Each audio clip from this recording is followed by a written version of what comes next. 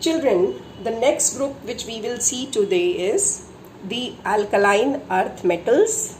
These metals are in group 2 or 2A, you can say. These are beryllium, magnesium, calcium, strontium, barium and radium. They are called alkaline earth elements because their oxides occur in earth's crust and their hydroxides are actually weak alkalis. So they are known as alkaline earth metals. If you see the characteristic properties of these elements, you will see that the first characteristic property is the electronic configuration.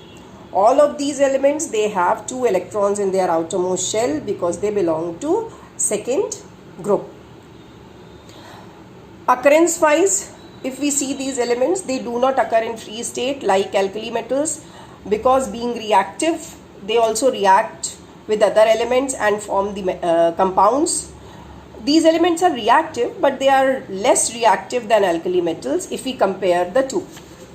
Now the next property which we will see is the nature of these metals, which we call alkaline earth metals. They are actually grayish in color and harder than alkali metals. If you see the type of bonding in their compounds, all the alkaline earth metal compounds are ionic in nature except for the compounds of beryllium.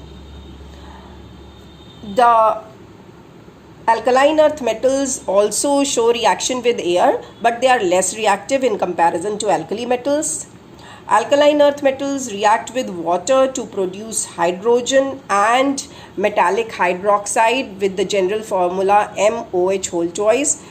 So if M is the alkaline earth metal, it reacts with water to form alkali. If we see the action of acids on these metals, they react with dilute HCl and dilute H2SO4 again to produce hydrogen.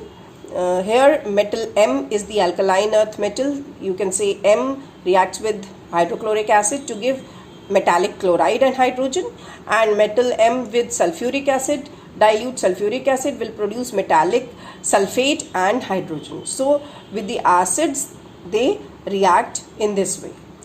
Now further, if we see the elements of alkaline earth group, we see that they are di-positive ions. They form di-positive ions. If M is the alkaline earth element, it has 2 electrons in the outermost shell and it loses 2 electrons and forms positively 2 plus charged ion. So this is di-positive ion is formed. We can see an example of calcium over here. Calcium has atomic number 20, electronic configuration 2882. If it loses 2 electrons from the outermost shell, it will form Ca2 plus. And here only we can see that these elements are very good reducing agents again because they have 2 electrons in the outermost shell. Very easily these 2 electrons can be lost, and if some other element takes those electrons, that element gets reduced. So actually the alkaline earth metals can provide or donate electrons. That's why they are very good reducing agents also in the similar way like alkali metals.